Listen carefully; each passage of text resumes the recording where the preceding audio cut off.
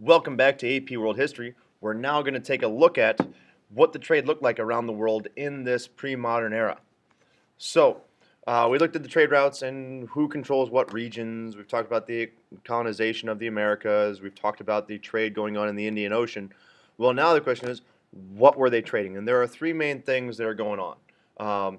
One, and the most important one at this time, is this trade in silver, which is comes from the Americas and the founding of silver there, comes from Japan and new mines there, and then China's major demand or their great demand for silver. And then we have the fur trade, which is going on in North America and in the expansion of Russia into Siberia. And then the last major one we're going to look at is the transatlantic slave trade and what was involved there and how many people moved around. So, starting us off here with the silver trade, um, silver becomes a major commodity of the world. It is what everyone wants, and it is what everyone wants because China needs it. And they absolutely need it because the Qing government has said all taxes must be paid in silver. So now you've got the region with the largest population in the world needing everyone to have silver so they can pay their taxes. So they have to um, sell their crops, sell whatever they make for their living, and then get the silver so then they can then pay their taxes. And so all that the Chinese accept for any of their products is silver. And this will then lead to specialization of certain regions that will just focus on silk or will just focus on growing crops to sell to those silk regions or whatever other specialization you have. Um, and so this is how the trade starts, or this is what kicks it off. And what really helps it out is there are two main suppliers for this. First off is Spain. They conquered the Americas. They brought the Americas into the global economy. And they take over regions that have a lot of precious metals, especially silver. And so Spain and their colonies of Bolivia, Peru, and Mexico will produce 85% of the silver for the global market. And the majority of that will go to China. And they'll send it on a direct line, on a direct ship from Mesoamerica to the Philippines. And then it'll go then from the Philippines to China. And their main commodity or the main coinage that they're using is called their piece of eight, which will actually become a global currency similar to how if you go around the world and you bring a US dollar with you, you can usually get someone that will buy it or you might be able to use it. Then a little bit closer to home for China, Japan becomes a major supplier of silver because they find some new mines in their island network and they mine it and they start producing a lot, and then they use this to support their militaries, and it really helps the shoguns out, but will lead to lots of divisions and lots of fighting between those shoguns until we get to the Tokugawa era, where it's all united under one shogun and the infighting and civil war stops. Now, before we go looking into the fur trade and the transatlantic slave trade, we actually need to know a little bit about the trading in the Atlantic Ocean. And so what we have here is a trade route that we call, or a trading process that we call the triangular trade. And it's what linked the Europeans to Africa and then Africa and Europeans to the Americas. And so this takes place after the Columbian Exchange was in full swing, or was actually a part of the Columbian Exchange in the process of bringing things over. And so once the areas are colonized, they're all producing specific products. And so you can see in North America, you have kind of the northern colonies producing whale oil, lumber, and furs. The southern colonies will produce silk, rice, and indigo, and tobacco, and things like that. And then the Indies, the West Indies, or the Caribbean islands are sugar, molasses, and mainly those things. And then some of those West Indies also will sell fish and other necessary things that maybe have a shorter lifespan and can't go across the Atlantic to the colonies in North America. And so these all interact and they exchange things to each other. And so you can see a lot of kind of just in general raw materials come from the Americas and go to Europe. And then Europe will then refine those raw materials and send those to the colonies or send them to Africa. And then from Africa, they'll take away gold and ivory, some spices and things, but also the main one that we're going to talk about here in a little bit is slaves. And they take those and bring those to the Americas. And most of those will go to the Indies or to Brazil. And then a few of them will go up into the 13 colonies, but a very small minority. And then an even smaller minority will go into mainland Central America and South America, other than Brazil. And so this is the trade route that dominates the Atlantic Ocean, and it's primarily the Europeans that are doing this and running the whole show here. And so the idea that goes with all this, and it goes with the silver trade, is the economic system that they're using or believing in or trusting in is called mercantilism. And basically, the focus of it is to try to have as much money, and that money is gold and silver in your country's bank account, and you want to try to take it away from everyone else. And so there are a couple ways you can do this. You can do this by having more exports than imports and making more money off of your exports than your imports. And so you want to have a favorable balance there where you're making money and not losing money to other countries.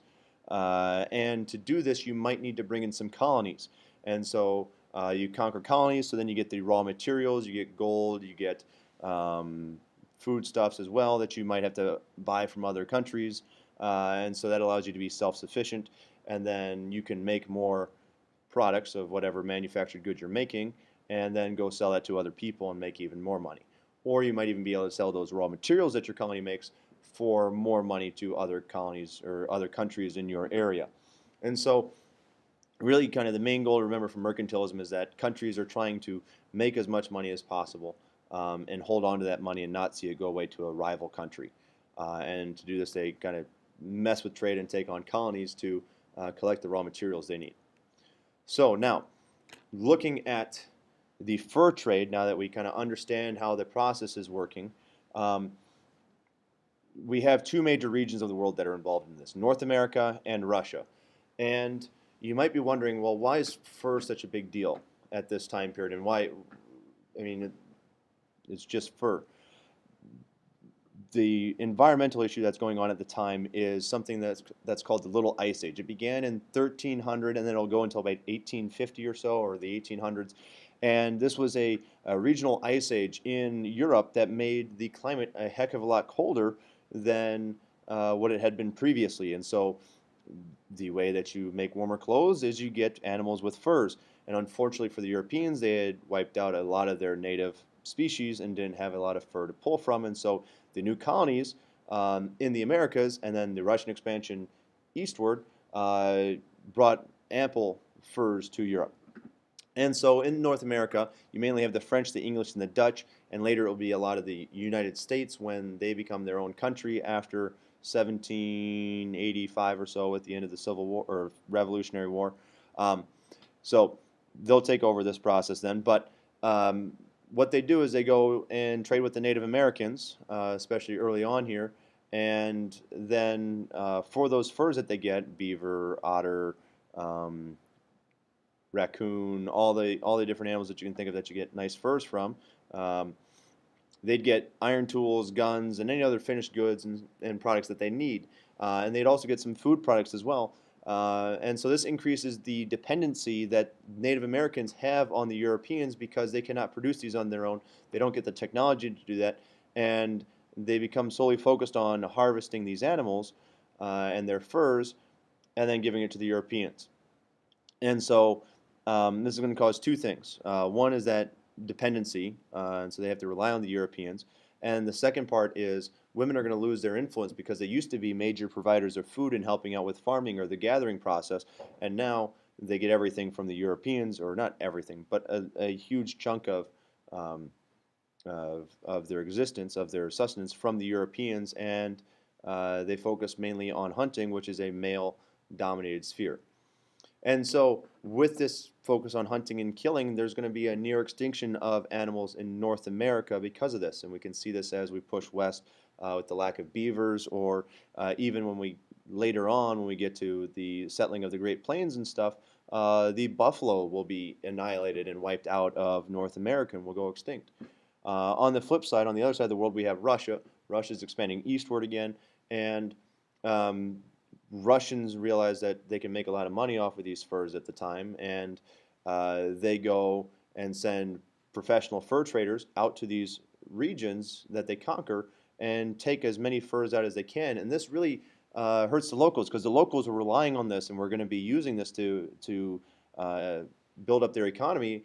And then the Russians professionals will go out there and wipe out the area and really outwork them or outset them with what they have and with their views. And so this will cause near extinctions and really hurt those local communities that have just been taken over by the Russians. And so this will go on again until towards the end of the Little Ice Age, but it'll be a major driver in these areas where there isn't as much natural resources as in like valuable gold and silver and other rarities like that. And instead they focus on animals because those are a high commodity product at this time. And then the last topic we're going to look at here with this is the transatlantic slave trade. So in this trade, about 12.5 million Africans are taken away from Africa, and only 10.8 million of them will ever arrive in the Americas. Some will die on the route across. Others will occasionally take over the ship, but then die in the process of that and not knowing how to sail the ship and all that. And so there's a huge casualty or a huge death rate on that of about 15% of all slaves dying. Now, this slavery and this process that comes about to bring about the transatlantic slave trade is completely different from any slave system that had been developed before this. We've had slavery. We had Rome and Greece where 25 or more percent of the population were slaves. However, the slaves were still viewed mostly as people and they had rights. In this case, the Africans don't have any rights. They're not viewed as people. We call this kind of slavery chattel slavery because they are looked at as subhuman and they're treated as property of people. And so this will lead to racism in the regions where slavery becomes entrenched in the Americas, especially in the southern colonies. And the main reason why these slaves are necessary, why we have to bring in 12.5 million over a few hundred years or over a couple hundred years, is because of sugar. That is the main reason. Sugar is a very labor-intensive process to make it. You have to cut down a cane, which is very difficult. Then you have to take it and process it, and then you have to boil it down, and then you finally get the final product of sugar. And it's very, very labor-intensive. And so the Indians that initially did it said, no, we're not going to do that, and ran away and hid in the wilds or went to Central America where they could get away from it. And if they didn't escape, then they were dying of diseases or weren't used to the rigor. And Africans, on the other hand, were used to European diseases and were brought in to be able to handle this, but they still die at alarmingly fast rates, which is why you have to bring in 12 million over the few hundred years, especially in the sugar colonies. When we talk about the southern colonies, they're treated actually better than in the Caribbean. And the slave population, when we finally stop importing slaves in the U.S., is because, or partially because, of the abolitionist movement, but also because the southern plantation owners knew that they had a permanent source of slavery because they could reproduce in the U.S. At a stable rate. So, what did this look like? Well, the slaves aren't taken from all over Africa. They're primarily taken from the west coast and a little bit inland from there. And they're taken from the coast, put on ships on the coast, European ships. They're taken by Africans, and then they ship them across the Atlantic in what we call the Middle Passage to the Americas. And primarily you can see 9.5 million of them go to Brazil or the West Indies. A small percentage will go up to Europe, very, very few. And then about 1 million will go between Central America, the rest of South America, and the 13 colonies, which will then later become the United States. And as you can see in Brazil and in the West Indies, it is all about sugar and growing of sugar and that process, and that's why they need so many. In the U.S., we don't grow a lot of sugar, a little bit in New Orleans, but not to the extent of what is done in the Indies and Brazil. And so you have cotton and tobacco and other products like that that aren't as labor intensive, which is why they don't need as many um, slaves.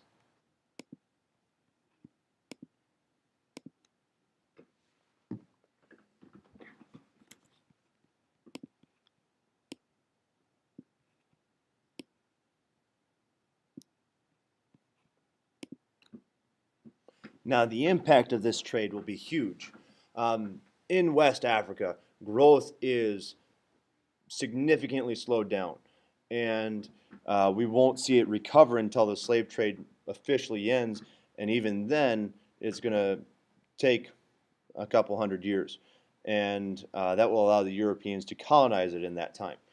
Uh, Now, in some cases, this benefits people because it increases opportunities for work in those regions of West Africa, and women actually gain some new opportunities, and they'll marry white European traders, so that the white European trader has a contact point in that region and can get better slaves or more slaves. Um, and this will, again, severely impact those western coastal areas and take away a lot of their resources. There are a few, though, that tried to resist, and one of those regions was Benin, and they successfully resisted for a good while. They outlaw slavery, they kick the slave traders out, and instead they rely on their luxury goods that they have.